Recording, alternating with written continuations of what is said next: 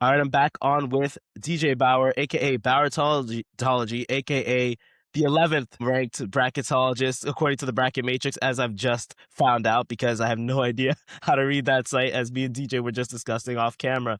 DJ, the selection committee, for once in a blue moon, I think got most of the bracket right. I mean, you know, the selection chair came out yesterday and was just saying, how they felt like there wasn't a lot of stuff in the bubble that they needed to look at, and it doesn't help that literally everybody on the bubble shot themselves in the foot headed into conference tournaments and within the conference tournaments.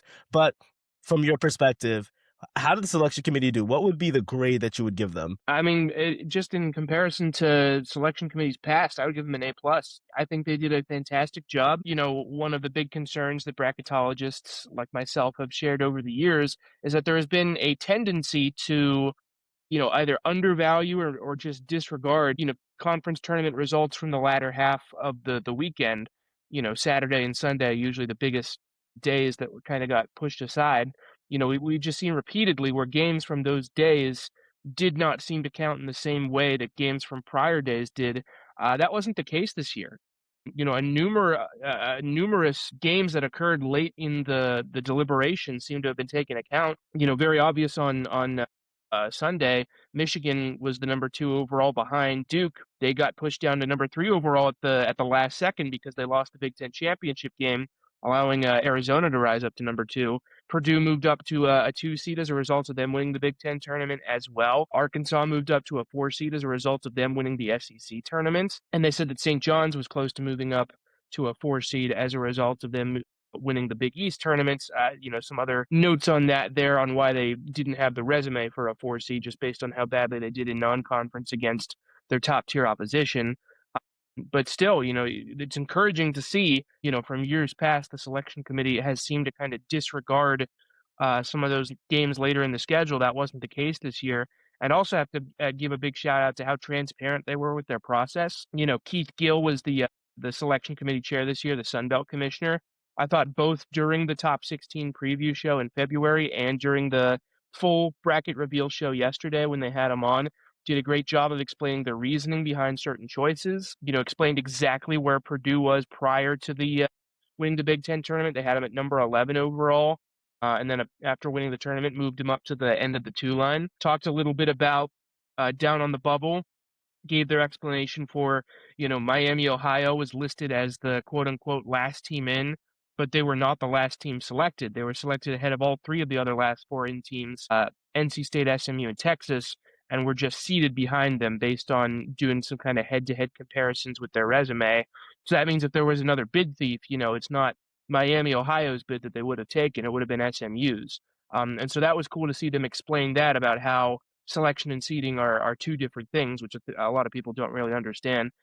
So in general, you can nitpick at things here and there, but I think that this is the most competent bracket that the committee has ever put together. They did a really nice job this year. It's funny how other sports, other college sports that have selection committees, there isn't as much transparency or a consensus agreement amongst the watchers. And it felt like, especially when you talk about the bubble, we'll go region by region in a minute there. But when you talk about the bubble, yeah, I feel as if, I loved the fact that they were very transparent in saying how Miami of Ohio was not the last team in terms of where they were selected. And if you had a bid thief, more specifically, I'm looking at someone like Dayton from the A10, who was getting awfully close. I thought, we made the prediction going into last week. I felt as if the MAC would have been a 2-bid league. It ended up being a 2-bid league thanks to Akron winning the conference tournament and Miami of Ohio being already firmly in the fields. But then someone like, SMU, who I don't think didn't shoot themselves in the foot like everyone else on the bubble did, but probably only one person on planet Earth that thought another bubble team getting in, aka Bruce Pearl with his son Stephen Pearl's at Auburn. I thought they were very, very clear about why Auburn didn't get in. Hey, you can get your trophy for the most quad 1 losses ever, but at the same time, just the resume, Gil going on and saying, hey, the accumulation of losses, they are not getting into the field, which, hey, who knew? Lose too many games and you don't get into the field. Who would have thought? But let's quickly look at the regions real quick. we're talking about the East region. Obviously, it feels as if the entire bubble is basically in the East region where you have the TCU, the USF, UCF, UCLA, and Ohio State. But one of the questions here I had was, I wonder why, with only three Big East teams in the entire field, why two of them are in one region, with UConn being a 2 seed and then St. John's being in as a 5.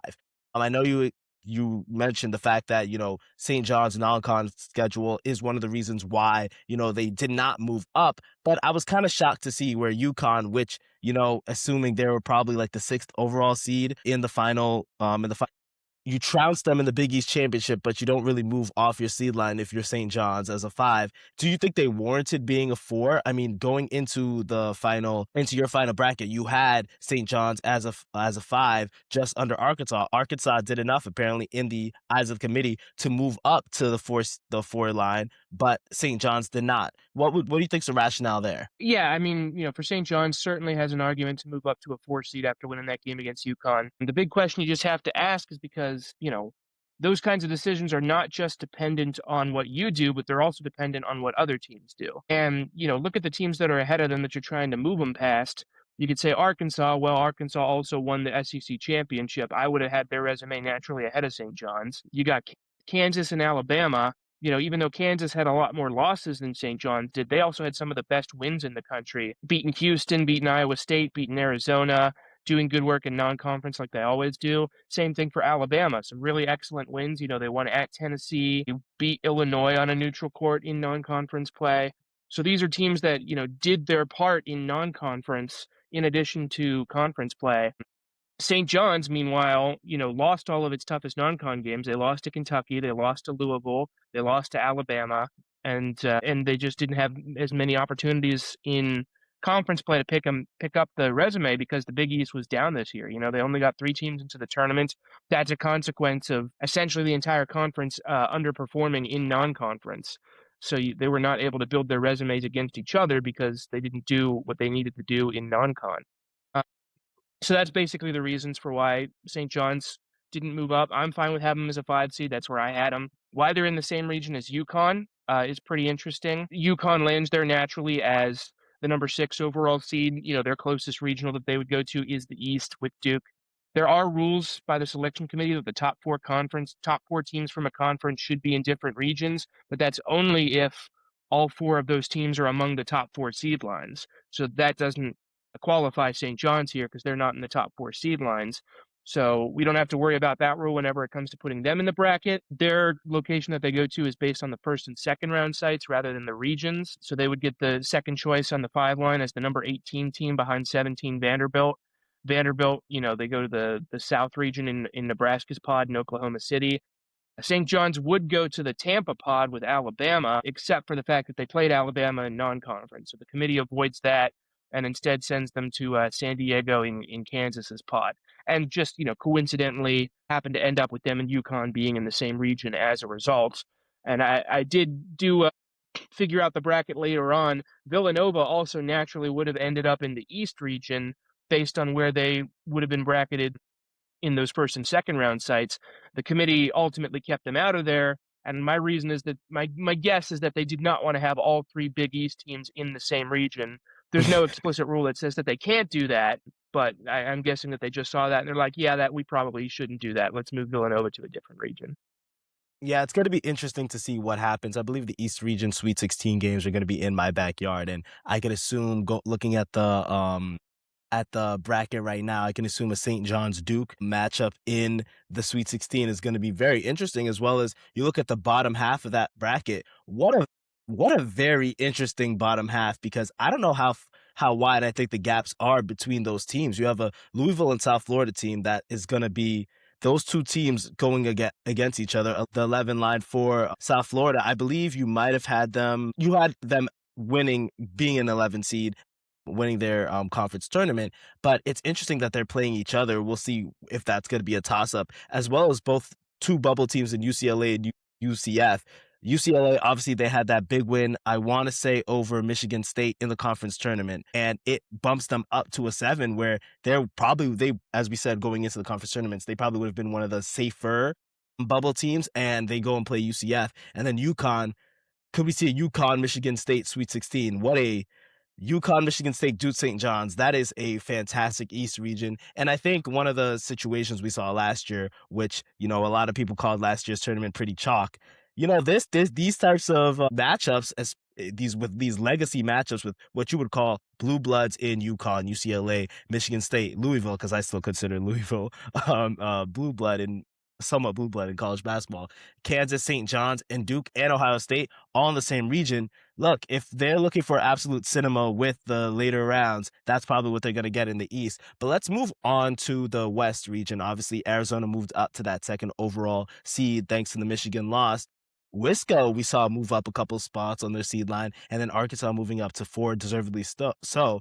NC State in the first 4 versus Texas. Look, a lot of people, I've seen a lot of crazy online discourse about Will Wade taking another undeserving team to the final to the NCAA tournament, but at the same time, I still think NC State did deserve to be here.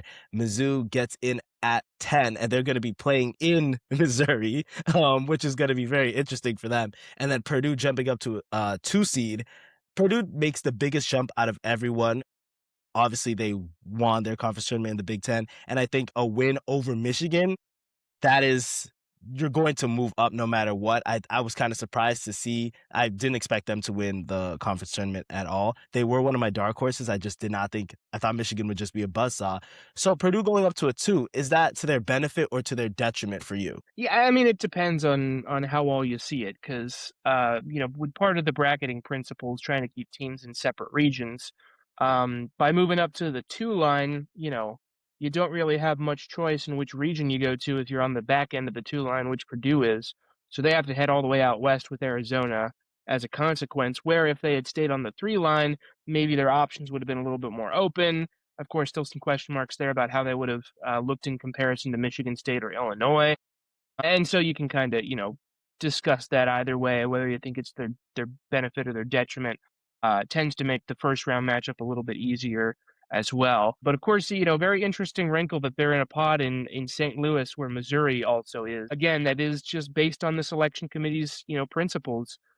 They try to keep teams as close to home as possible. The official term that they use is region of natural interest. And, St. Louis is only 122 miles away from Columbia. And there's nothing, forbidding Missouri from going there once it's their turn to be bracketed into the field. Host teams are not allowed to play on their home floors. There are rules in place about geographic disadvantages for top 4 seeds in the first round, but not for the second round, and this wouldn't even constitute as a geographic disadvantage per the committee's language anyway. So Missouri just lucks out. They get to play almost a home game in the first round and second round if they win that game. Just how the cards happen to be dealt this time. And then so touching on some other things that you touched on previously in the region, NC State is an interesting team. I had NC State and Missouri flipped in my final bracket. I had NC State as a 10 and Missouri as an 11 in Dayton. Totally understand the two of them being switched. You can point to Missouri doesn't have that quad 4 loss to Georgia Tech that NC State does.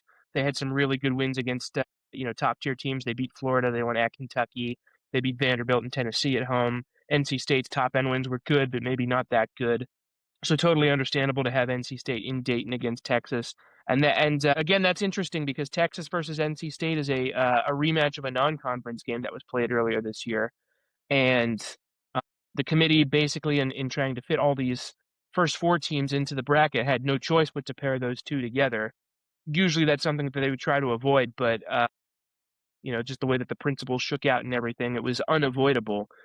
So it makes for some pretty interesting scenarios. Missouri getting a home game, essentially. Texas and NC State playing a first round rematch. Wisconsin, of course, they end up in a region with Arizona for how many different times have we seen that where those two have played in the NCAA tournament? Again, just all coincidental stuff based on how the principles played out. And then it's interesting to see BYU.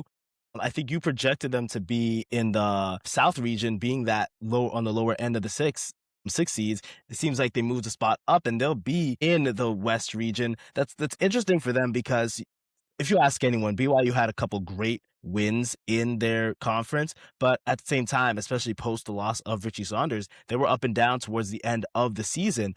You mean you remember that UCF trouncing that they had towards the end of the season as well, but they are safely on that six line. It looks like they'll play whoever wins those play-in matches as well as the Gonzaga Kennesaw State. So we could see a Gonzaga BYU matchup in the second round if everything goes according to seed. I don't know if I expected BYU to be safely at six, especially move up according to the projections, but I mean, do we look at if BYU and Texas Tech, are we looking at the selection committees looking at injuries and saying, hey, they deserve to go up or down? Because Texas Tech, even despite the JT Toppin injuries, still managed to pull out a fantastic win, I believe, over Iowa State towards the end of the year. Conference tournaments for both these teams weren't really that great, but at the same time, did we expect BYU to be in the West region? So I had BYU in the South, but that was only because I still had Purdue as a 3 seed. I did not think that the committee was going to count for the win over Michigan in the Big Ten championship, so I held them to the 3 line. BYU is always the biggest headache to bracket because they have to be in both a region and a first and second round site where they could never potentially play a game on a Sunday. So it's a challenge to bracket them because of that reason. Thankfully, in the West region, in Gonzaga's Portland pod, the first and second round games in Portland are going to be played on Thursday and Saturday, and the Sweet 16 and Elite Eight games in the West region are going to be played on Thursday and Saturday. So totally legal for BYU to go there. Yeah, just in terms of their actual seed, as a 6 seed, it is where I had them.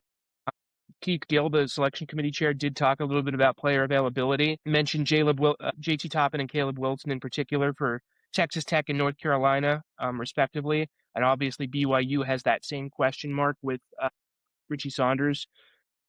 But I would consider the Texas Tech and BYU situations to be comparable because even without Toppin, Texas Tech still logged some good wins, including at Iowa State. Well, BYU did the same thing. They beat both Texas Tech and Iowa State at home. So I think just having those results showed the selection committee that, hey, even though we're missing one of our best players, we are still capable of winning these big games. And I'm assuming they took that to heart and kind of seeded BYU more naturally based on where their resume is, rather than just kind of conjecture about how well they would perform down the line without Saunders. So I think a 6 seed is about right for where BYU should have been. Again, I'm going to take shots at the college football playoff selection committee. It looks like even with a major injury, a team still deserves to be in the field, as what their resume says. It's funny how more teams and more rules seems to get a better product than what the counterpart on the football side is. But let's look at the Midwest region. Michigan falls into this at-large bid for St. Louis at 8, despite the craziness that was the A-10 tournament. Texas Tech at a 5, again, we mentioned them. And then Akron at the 12 line. So Miami of Ohio, again, I was doing this here. It seems as if Akron was one of the higher rated automatic qualifiers for this region and for the tournament itself, which means they probably would not have gotten an at-large bid had they not won the conference tournament. So again, I think I saw a shirt from the MAC championship. Well, I don't know who made it. I don't know who the guy was. It said on the seventh day, God made the MAC a 2-bid league. And we know how I've been pushing for the 2-bid MAC. So I'm very happy that we saw, hey, non-power conferences can get multiple schools in a field. Again, college football, it's okay. But Miami of Ohio playing the first 4, technically a first 4 out team, but they were not the last team selected. Do you think that should we have seen Miami of Ohio get in on one of those last 4 buys, not be a playing team? How do we feel about them being here? I'm very glad that they're in the dance, and I don't care what anyone says, even if it's a playing game, they are in the dance, depending on what happens in that game. How do we feel about the Miami of Ohio selection, especially having to play in Dayton, which again is pretty close to I forget where Miami of Ohio is, but it's pretty close. Yeah, they're in Oxford, Ohio, which is just an hour away. Yeah, I mean, if it were up to me, I would have had them on the 10 line and having to avoid having to play that first 4 game. I just think you go 31-1. You have the resume metrics that show that even though the schedule was easy, going 31-1 against the schedule is still extremely impressive. In my estimation, I would have, said you don't have to play that first 4 game. You've earned your way into the full 64 team bracket. At the same time, I also get it. There are a lot of competitive resumes there. Whenever you look at teams that got ahead of them and their, quality of wins, we touched on Missouri. Texas A&M, UCF, those are other teams that got some really good wins and had the metrics to justify being ahead. Santa Clara, another one who, metrically, like Miami of Ohio, first time in the dance in 30 years for the Broncos. And they, got some wins against the field, at least beating St. Mary's twice. So understandable why they would have Miami, Ohio in the first four. And honestly, if I'm the Red Hawks, I'm not complaining about it that much because like I said, it's Dayton is an hour away from Oxford. You take a bus there, you don't have to fly. It's essentially going to be a home game. It's going to be nationally televised, of course. Everybody's going to be watching it because it's the only NCAA tournament game going on at that time. And of course, if you win, much more winnable game than what a first round game would produce against, a 6 seed or a 7 seed. It's very winnable game for Miami, Ohio in the first four here against an SMU team. That we don't know if they're going to be 100% or not. Still some question marks about whether or not BJ Edwards is going to be back for that game. Um, and of course, if Miami wins, obviously that's a lot of money for themselves and for the MAC conference in general. So honestly, I if I'm Miami, Ohio, I'm not complaining about being put in the first four. It's a pretty favorable draw. I agree with you on that. This is probably one of the regions that you kind of call to a T. One thing I will say is, the inclusion of Santa Clara. Santa Clara at an at-large bid. It's interesting that they still gave them out on the TED line. They're not having to play a play-in. The BCC getting in 3 teams. Fantastic for them. I'm happy for them. One of the interesting things here, again, Texas Tech at the 5, Georgia being at the 8 seed in this region. I believe you had Utah State here in the Midwest. They go up against Akron, the automatic qualifier, again, one of the better rated auto bids in the entire field. And then St. Louis getting an at-large bid against Georgia. That's going to be a very interesting 8-9. I don't think I predicted the 8-9 matchup being Georgia and St. Louis, because I thought St. Louis, for the majority of the season, even with the loss in the A-10 tournament, they were pretty much firmly in the field. And then they go up against another bubble team in Georgia. They accumulated way more wins than they did last year. This is probably one of the better Georgia teams we've seen. I'm happy to see them, the SEC, getting a lot of teams in the tournament per usual. And then the 13 seed Hofstra, I saw Hofstra take down the Nets at the CAA tournament a couple days ago. They go up against Bama. That's going to be a gigantic game. I call that the Aaron Estrada Bowl. Anyone who is familiar with CAA basketball remembers the 2 years that Aaron Estrada put in for Hofstra, then transferring over to play for Nate Oates and the Crimson Tide. But in this is going to be a very interesting, probably the most intriguing side of the bracket, because I don't know if I'm that confident outside of Michigan, and even then, of one of the top seeds, whether it be the Iowa State, Virginia, or Texas Tech coming out of it. And we all know how Bama does in the tournament. It's not a very good track record for them, but this could be one of those situations where we see the lower seed get out to a run. We could see a Santa Clara, we could see a Akron maybe get into the Sweet 16. This is one of those weird. I just didn't expect this side of the bracket to have as much wild cards that we've seen, especially on the 8, the 9, the 12, and the 10 lines. Yeah, I would agree. In terms of the 4 quadrants of the bracket, this is the one where I think chaos could be most likely to happen. St. Louis, even as a 9 seed, is an extremely capable team. Whenever they're playing their best basketball, there was a statistic not long ago before they kind of went on a slump at the end of the A-10 season, losing some games that they shouldn't have.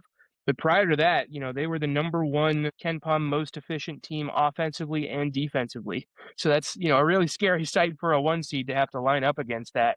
St. Louis is more than capable of upsetting Michigan as long as they're able to kind of get out of the funk that they've been in as of late. You touched on Akron, another very capable team of making a run, as is Hofstra. They could potentially beat Alabama. Those 2 teams could pair up in the second round. Even the Miami, Ohio SMU winner, I would give them a chance against Tennessee for sure. And Santa Clara, as a double-digit team as a 10 seed, is also extremely capable. They could upset Kentucky, upset Iowa State in the second round. So of the 4 regions, I think there might be a lot of chalk just because the teams at the top are really good this year. I would say the Midwest is the one where we could maybe see a bit of a reprieve from that, maybe see a couple lower teams advancing in the bracket.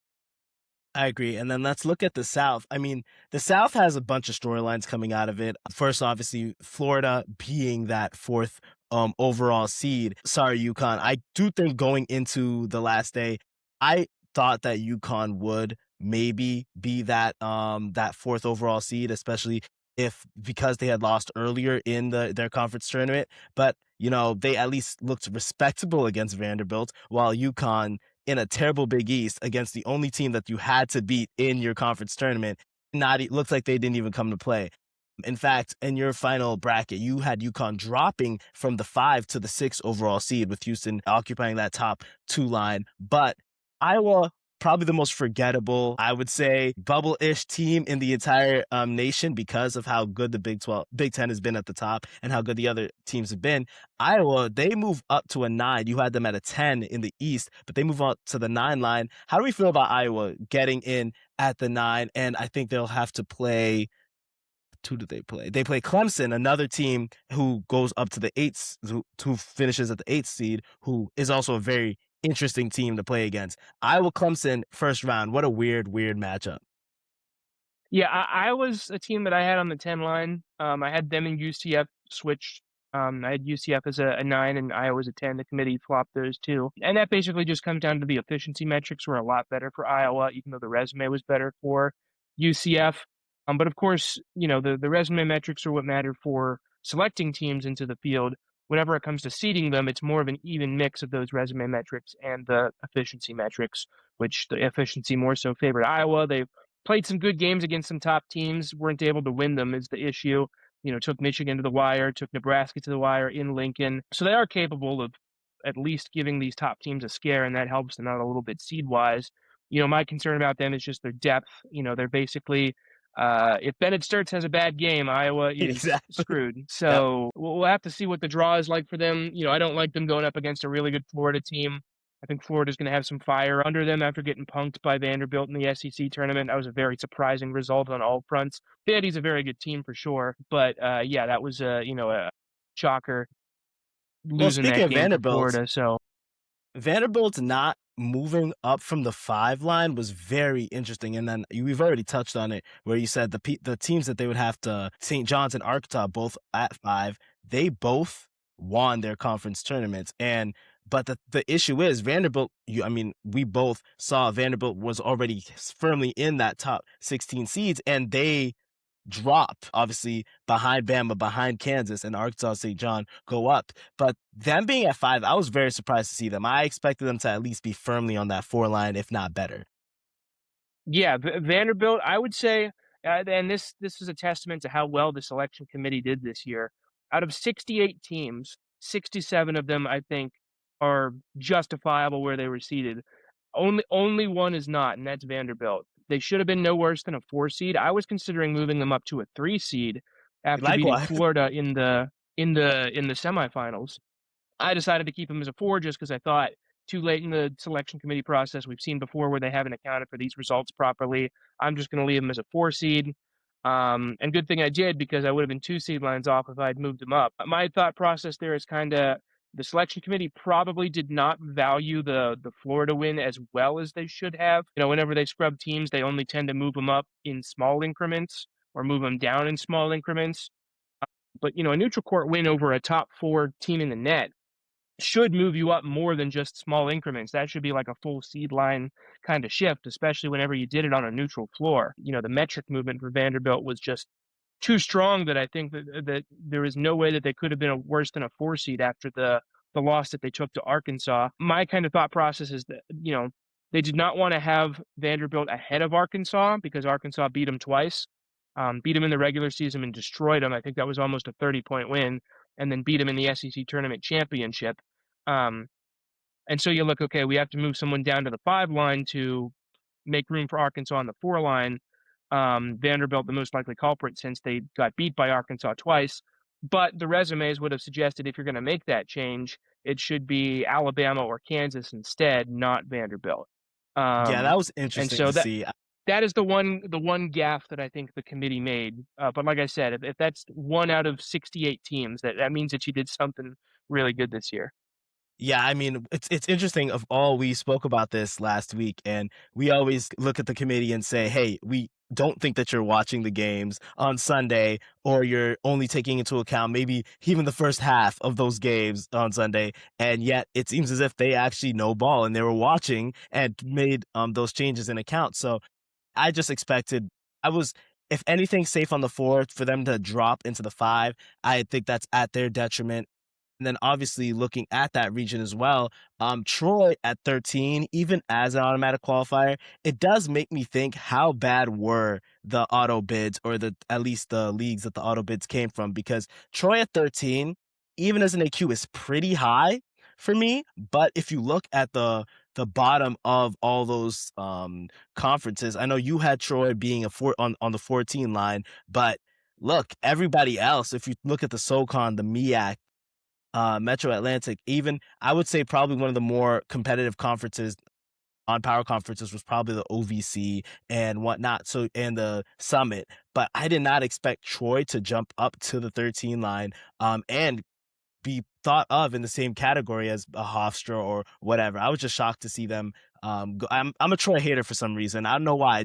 I thought South Alabama would have won the Sun Belt, but I was kind of surprised to see them go up there and even be considered. If you look at a Penn who is won a very competitive Ivy League, I mean, beating Yale in the tournament Ivy League final, Yale, a fantastic team. Probably if they were in the field, I'd have had them no worse than a 12. So to see Troy there, they go up against Nebraska, who stays on the 4 line. And that's going to be a very interesting game. And then looking at VCU might be also one of the teams that is probably interesting to me because I thought that they would have been better than an 11. Obviously, again, the A10 did not go at the way anyone thought it would, but it made me think in the A10, if Dayton had won the A10 tournament, would we have seen a 3-bid A10 when you look at the fact that VCU is at the 11 and then St. Louis at the 9? Well, the answer is no. Keith Gill, the selection committee chair, they explicitly asked him yesterday if VCU had lost the A10 championship to Dayton, would they still have gotten in? He said no, which, is interesting because you take a look at the metrics and you think that VCU belongs as an at-large. Their wins against bubble, wins above bubble was north of 1 prior to the A10 tournament championship against Dayton. If they had lost it, it drops below 1 down to like 0.6 or so. Every team that had 0.78 wins above bubble or higher got in last year, so VCU would have been below that threshold. My guess on the big hang up for them is even though the metrics were good for VCU, they just didn't log the wins necessary against tournament level competition. Their best wins this year, their 2 that they got in quad 1 were at Dayton and neutral floor against South Florida. Dayton's not a tournament team. South Florida only got in via automatic bid. And then in quad 2, same story. They beat Virginia Tech on a neutral floor. Virginia Tech didn't get in. They had 2 other wins against Dayton, again, not a tournament team. So just kind of lacking the wins against tournament caliber opposition for VCU to get into the field. And so I know there's a lot of discussion about that. I don't hate it. I'm kind of glad that VCU then won the A10 because I would have been wrong. I would have had SMU out and VCU still in, with Dayton taking SMU's bid instead of VCU's. So I'm glad that didn't have to deal with that with VCU winning. But yeah, so there would not have been a 3-bid A10 if they had lost that game to lost. And then let's obviously again, Houston stayed at the 2 seed there. Again, it's so weird how the 2 line had some changes, but also stayed somewhat the same because it just kind of shows you how big the gap is from the 1 seeds and everyone else. But let's look at the bubble. I really hope that no bubble teams held a selection show viewing party because this year the bubble got decimated. Again, Auburn, I really, really hope you were watching San Diego State, Indiana, Oklahoma. I mean, Indiana, they had their opportunity. I think if they had won against Ohio State to close the regular season, we probably would have seen a different result, or at least they would have had a little more love going into the conference tournament. And then both VTech and Cal and Stanford, those ACC teams, just not getting that opportunity they never really showed out in the conference tournaments. I mean, Stanford, they had that terrible loss, I believe, to Pitt in the conference tournament. New Mexico, sorry if you're a Mountain West team this year. It's just you're not getting in if you're not named Utah State or BYU. So it sucks for them. But yeah, the bubble got decimated this year. And I think 2 of the teams that people were talking about that we didn't really see a lot of from in the conference tournaments were Cincy and TCU. TCU gets in, thank goodness, but Cincy, they're stuck at home. So the bubble what a terrible day for bubble teams, and it just got decimated. And it wasn't even because that there were any quote unquote bid thieves or anything. It's because nobody did themselves any favors going into the conference tournaments or towards the end of the season. Yeah, I mean, I think it's very telling that Texas finished 17 and 14 overall against D1 competition, lost their first conference tournament game against Ole Miss, and were still able to get into the field because there was nobody else that was able to jump them. Oklahoma was close. They came up just a little bit short. They probably would have been in if they had beaten Arkansas in the SEC quarterfinals. They were kind of the one bubble team that actually did some winning at the end of the season. Yeah. Auburn's metric profile would warrant inclusion. They kind of checked all the boxes there. The issue, of course, was they just lost too many games. They're 17 and 16 overall. That's hard to justify being in the field in spite of how good your metrics are. And then, of course, for some other teams, San Diego State, Mountain West was still a decent conference this year, but San Diego State wasn't infallible against it. They were second. I believe they went 14 and 4, 13 and 5 though in conference play. Mountain West was not that good of a conference where you can still kind of have a routine conference record, especially with their non-con, because they didn't really do much of note in non-conference. They played Arizona and Michigan, 2-1 seeds, and got utterly destroyed in both of those games. And of course, they lost to Troy at home as well. That did not help their resume either. So they just didn't do enough in non-con, didn't do enough in conference play, despite the fact that the Mountain West is still a decent conference. Nobody really stood out enough other than Utah State to be able to get into the field. And SMU fans better be sending some flowers to Yep. Logan, Utah, because if San Diego State had won that game on Saturday night, they would have stolen SMU's bid. But yeah, just kind of weird to see the Mountain West as a one bid league whenever it got 6 in as recently as 2 years ago. Just kind of the way that the cookie crumbles from time to time. And then any team beyond that, I don't really think had an argument for inclusion. Indiana, 6 and 14 record against quads 1 and 2. That's not going to cut it. Virginia Tech, Stanford, Cal, none of their metrics were really in that spot. And, of course, none of them did themselves any favors by losing their first game in the ACC tournament. So yeah, I really think that the discussion around the teams on the outside circled around those first three, Oklahoma, Auburn, and San Diego State, and some holes that you can poke in each of those resumes to explain why they didn't get in. For sure. And then now let's to close out. Let's do a quick vibe check for you. Who are the teams that you think should be the most concerned or the most upset? Not necessarily upset, because again, I think the committee did a fantastic job. But who probably is upset about where they're seated and what their outlooks look like in the tournament, especially when it looks like you're playing, if you're going to be a 5 seed, you're playing a 12. You want That's where the biggest upsets happens, on those 12 and 11 lines. But also looking ahead, what team would you say probably got the worst draw or is probably not feeling as confident about where they're seated? Yeah, well, certainly I think Miami, Florida, having to play basically a road game in the first round against Mizzou, that's really tough. Vanderbilt as a 5 seed is tough because they should, the resume says that they should have been better than that, and now they have to play a very dangerous McNeese team that has won the Southland 3 years in a row. So that is certainly a concern for the Commodores there. Beyond that, because everybody else was kind of seated where I thought that they should have been, I don't think there's really too many other people that can per se complain about the draw that they got. Maybe you could point to Kansas and Cal Baptist, that game being in San Diego, only 94 miles away from Cal Baptist's campus. But even then, that is still a game that Kansas has the talent to win and should win.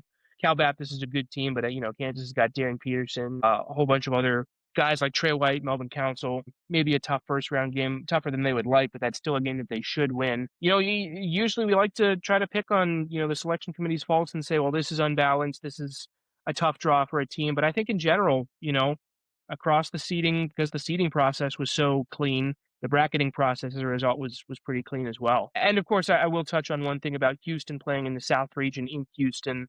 That was something. Was the selection committee actually going to do? Well, yes, it's in their principles. Keep teams as close as home to possible. Houston is not the host team for the Houston Regional, so they can go there.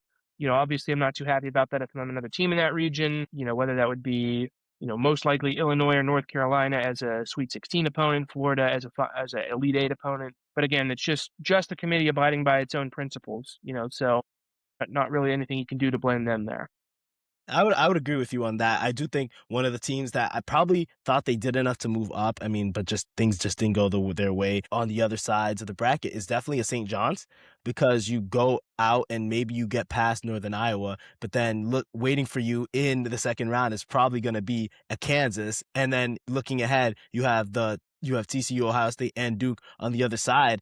If Rick Pitino thought that he'd have a easier way to get out of his region, looks like on just his half of the bracket, he has to play, Bill Self and John Shire. And then on the other side, you have Michigan State just waiting in the wings. So if I'm St. John's and Rick Pitino, after winning a Big East title 2 years in a row, being the only team in the Big East history to win back-to-back regular season titles and conference titles, I mean, I would just be really, really upset because of just how it just, and that's just how the bracket shakes out. But look, this, especially we've seen how with St. John's, they've lost to better offensive teams.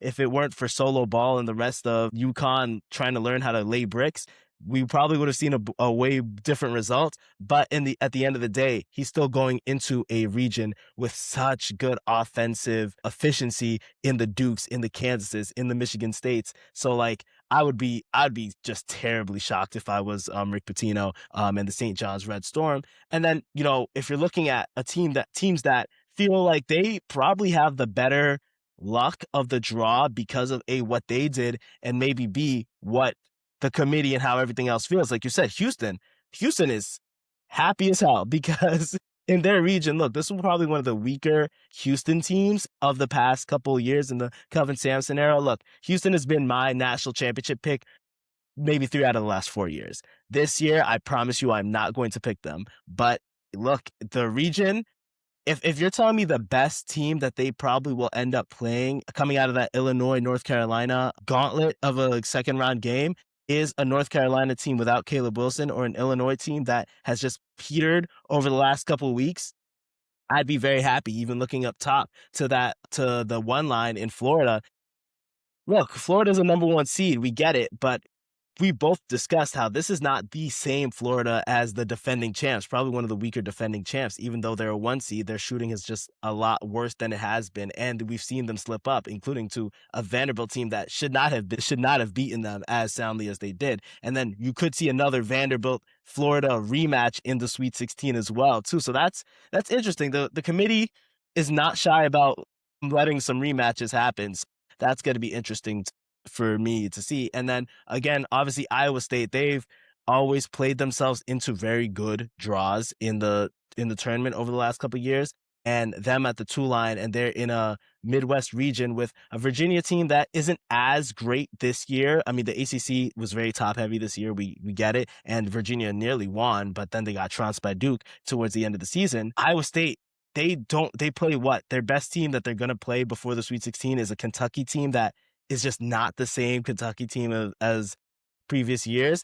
I really like Iowa State's draw in this regard. Yeah, I would agree with a lot of that line of thought. Like I said, it's a pretty top-heavy season for college basketball. A lot of teams at the top that just did not lose a lot of games. So I think it's very possible that we're going to see some chalky brackets like we saw last year. I don't know if it's quite going to be 4 1 seeds again, but Definitely not. it's not out of the question. Every team outside of maybe Duke has shown that they do have a weak spot, and then Arizona as well has shown that they have a weak spot. But again, maybe Duke got a little bit lucky because UNC did suffer some injuries, and then in the ACC, again, it's very top heavy. Everyone in the ACC is dealing with injuries. But look, it's time for people to fill out their brackets. Thank you so much, DJ, for coming on. Bauertology, we'll see what Bauertology ranks this year in the bracket matrix. Literally everyone did well. Everyone did so well. And then I'm seeing that Joe Lenardi's the best at this. I'm like, oh no, because he did so well with his bracket. But this, of all the years, this would probably be the best year to do any sort of seeding lines or bracketology, because there was just the bubble was just non-existent this year, and conference tournaments didn't really shape out the way. I think I was like, I had a 50% hit rate on all my conference champions, but it's still I'm just happy March is here. We're really in the swing of things. Time to fill out some brackets and watch the Red Hawks win in the first 4. Thank you so much, DJ, for coming on. Is there anything you'd like to plug? Just if you're interested in bracketology stuff, you can follow Bauertology on Twitter. I've got a website as well where I post bracket updates, bubble watch articles once we get to February and March, resources on there for other bracketologists to use, including the selection committee's principles, site distances from different schools, rematches that the committee will try to avoid when bracketing. My own resume metric is on there as well, called Bracket BRCT. It was a really, really successful season on the Bauertology front. I had a lot of fun. I collaborated with a lot of really cool people, a lot of cool opportunities. So if you're interested in that stuff, just make sure to check it out. Let's hope that the timing and everything works out for you next year, because we definitely want to continue seeing more about Bauertology and to see more expansion of that, because this is my number one resource for any sort of bracket stuff. So please, please continue it. And also the graphics are probably the best. The Bauertology graphics are the easiest to look at, read, and understand. So please, I implore you to check out Bauertology, and I hope that next year, who knows, we'll see what happens next year with what we comes out of Bauertology, and then I'm for sure going to have you as on the show as much as possible. Thank you so much, TJ. Thank you so much for having me on, man.